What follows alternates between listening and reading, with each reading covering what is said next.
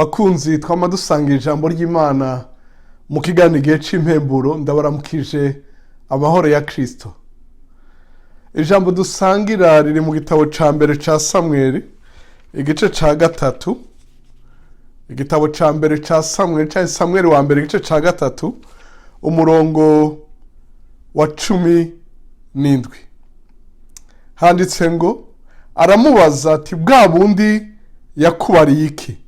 Ntugire ico umpisha. Niwagira ico umpisha mu vyo yakubariye vyose, Imana ibiguhanire mbere birushirije.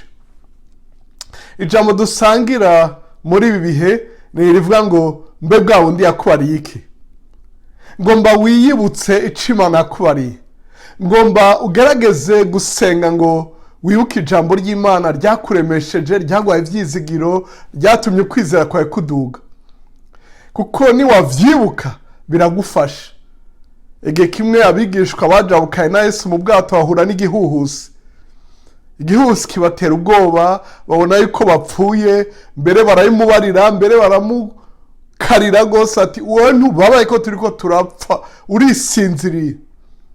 Yesu aravyuka anumisha ikiyaga n'umuyaga. Iyo bibuka ko yari yavuze ngo tujabuke tuje hakurya, bari gutekana. Kuko iyo amaze kuvuga abategetsi, ijambo ryiwe rirarema, ijambo ryiwe rihamagara ibitariho nk'ibiriho, ijambo ryiwe rituma ibintu byose bija ku murongo. Ijambo ryiwe niyo ryaremye ivyo tubona n'ivyo tutabona. Ijambo ryiwe niryo rigufasha kuduza ukwizera kwawe, kuko mu Baroma igice ca 10 handitse ngo ukwizera, ukwemera kuzanwa no kumva amajambo ya Kristo.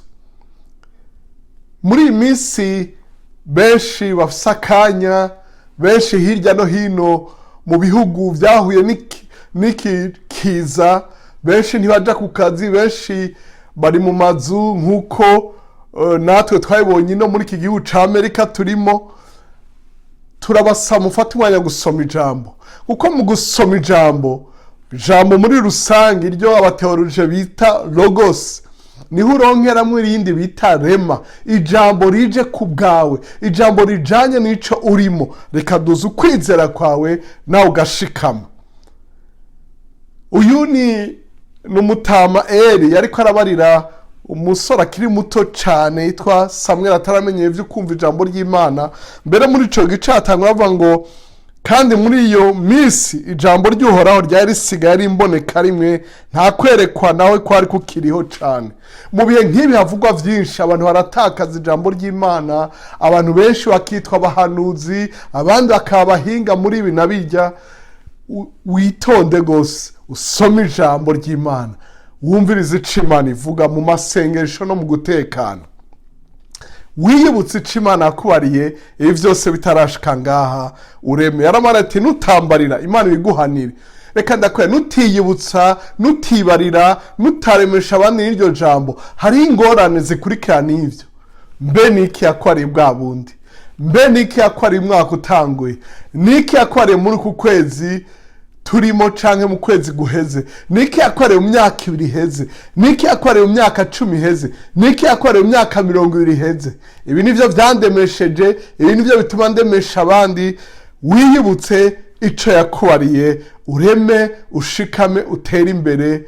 Ijambo ry'Imana rikubere ubushobozi, rikubere ikirongora umutima, rikubere itara, rikubere umuco mu nzira yawe.